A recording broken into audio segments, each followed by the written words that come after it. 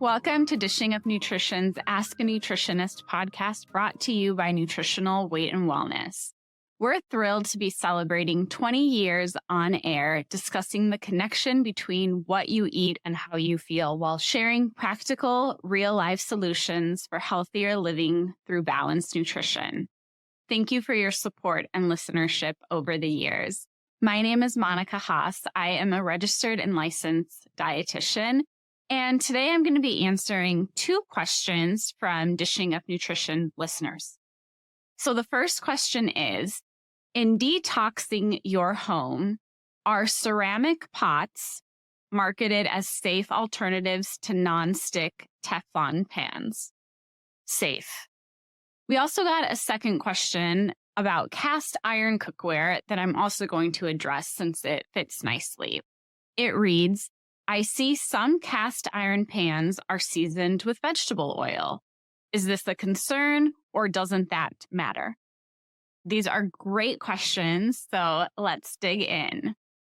And I want to start by giving a little background on nonstick cookware, what they are made from, and why it might be in our best interest to avoid traditional nonstick cookware. So in the 1950s and 1960s, cookware by Teflon, so that's the brand name for these nonstick pans, became a household staple. Nonstick cookware contains PFAs, which are chemicals that were invented in the 1930s. These chemicals are water, grease, and stain resistant, and they're used in a lot of things, not just cookware. They sound very appealing because we all know the pain of washing a pan that has food stuck in it. It's not fun, but really in recent decades, we've been learning that PFAs may be harming our health. Now, PFAs are known as forever chemicals because they don't naturally break down. So they stay in our bodies and our environment, well, forever. And as a result, they bioaccumulate over time, making them a highly concerning chemical group. PFA base coatings also release toxic fumes when overheated. PFAs are hormone disruptors and have been linked to certain cancers, immune disorders, altered thyroid regulation, reproductive problems, and even birth defects. And unfortunately, they are found everywhere, even in our drinking water. And I also want to note that even though we're talking specifically about cookware, really anything that's labeled as nonstick, whether it's a frying pan, a waffle maker, roasting pan, pressure cookers, slow cookers, these all have the potential to be coated in the Teflon and traditional nonstick. So there's just a lot of unknowns about these chemicals, and I would suggest avoiding traditional nonstick items. May or may not be labeled as Teflon. But fortunately, these days, there are nonstick alternatives that don't contain PFAs. And our original question asked specifically about ceramic pots and pans that are marketed as safe alternatives, so I want to start there. The inside of a ceramic pot or pan is coated with water and oil-resistant coating on top of a metal base, which is usually made of stainless steel or aluminum. And that's made of silicone oxide. Now, despite the name, ceramic cookware doesn't actually contain any ceramic. Rather, the name comes from the coating's glossy enamel-like appearance. Ceramic cookware is often marketed as a safer, more sustainable alternative to regular nonstick cookware, and one that can safely be used at much higher temperatures without starting to break down. Now, here's where it gets tricky because ceramic pans, they claim to be non-toxic and safe because they don't have PFAs, heavy metals, polymers, coatings, and dyes. However, it is hard to find a lot of information on what is actually in the coating, and some suspicion has been raised in recent years. So I would really encourage you to do research on each individual company and the quality and safety of their products. A few of the popular ceramic pan companies have recently disclosed the use of nanoparticles in their coatings. The use of nanoparticles is common but not well studied. However, some titanium dioxide nanoparticles have been linked to precancerous gut lesions as well as immune disruption. There are also two other considerations to take into account. One, the coating on a ceramic pot or pan tends to be more delicate, so it's going to be more susceptible to scratches and other forms of wear and tear. So if you do see any damage to the coating, I would stop using it. And the second consideration is that even though many ceramic pans are marketed as safe for high heat cooking, we know that sustained high heat can cause the ceramic coating to break down more quickly.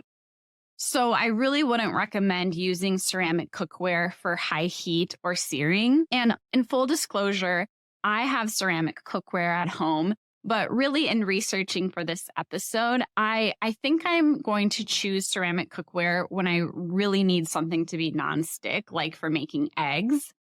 But we just don't know enough information about what is in this cookware. So going forward, I'm going to limit my use.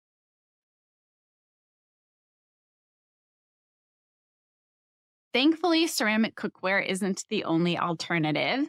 Stainless steel is highly regarded as safe because it is generally not reactive with foods. So this is great to use for that high heat cooking and searing. However, you do want to be careful because sometimes they have aluminum or copper coatings on the bottom to improve heat transfer. So any damage, again, to the cooking surface could increase risk of the heavy metals leaching into your food. Now, stainless steel is pretty sturdy, but again, if you see damage, you should stop using your pan. And here's a little tip. To make stainless steel non-stick, you want to preheat it at a low to medium heat for several minutes. So just be patient.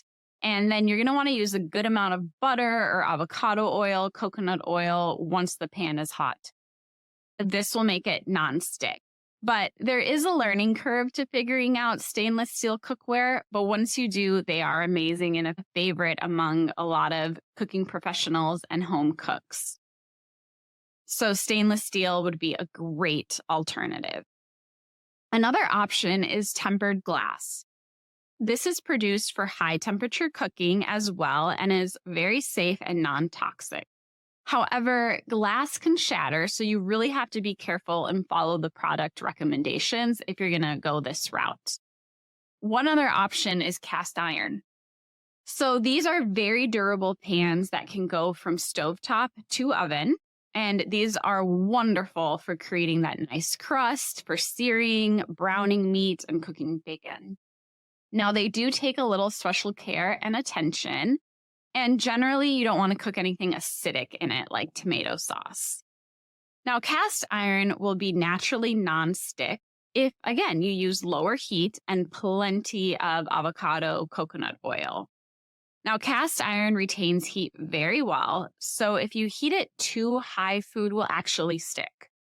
So it's definitely a Goldilocks effect. You don't want it too hot, and you want it to be heated before you start using it so that it'll be nonstick. Again, there's a learning curve, and you need to be patient. Another important factor to consider with cast iron is that it needs to be seasoned. So when oil or fats are heated in cast iron at a high enough temperature, they will change from a wet liquid into a slick, hardened surface through a process called polymerization. This reaction creates a layer of seasoning that is molecularly bonded to the iron.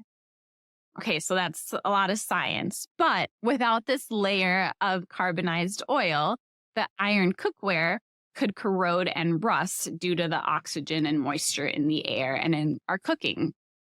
So this brings us to the second question about cast iron pans being seasoned with refined oils like vegetable oil. And I think what this listener may be asking is that a lot of times when you buy a cast iron pan, Most of them are pre-seasoned with a vegetable oil. If you are a regular listener, then you know we recommend avoiding refined oils. And in doing research for this episode, I found that it might not be a big concern because the oil gets polymerized and then it hardens into that coating on the cast iron. So the oil is not actually leaking into your food. So you're probably okay buying the pre-seasoned pan. And then when it comes to the upkeep of it, you can use coconut oil or avocado oil to season your cast iron pan going forward. But of course, you could also find a brand that doesn't pre-season the pans and then just do your own seasoning. Okay, that was a lot of information to cover. So I just want to summarize. It's probably best to use stainless steel or cast iron pans for the majority of your cooking since these seem to be the safest. Ceramic pans are more of like an occasional use, like for eggs, since again, we really don't know enough about the materials used. I would avoid anything that is traditional nonstick, Teflon-like material. And I hope the information in today's show will help guide you in making the best decisions in choosing cookware for your family. Thanks for listening to Dishing Up Nutrition's Ask a Nutritionist. If you have a nutrition question that you would like us to answer, we invite you to join our Facebook community called Dishing Up Nutrition. Have a great day.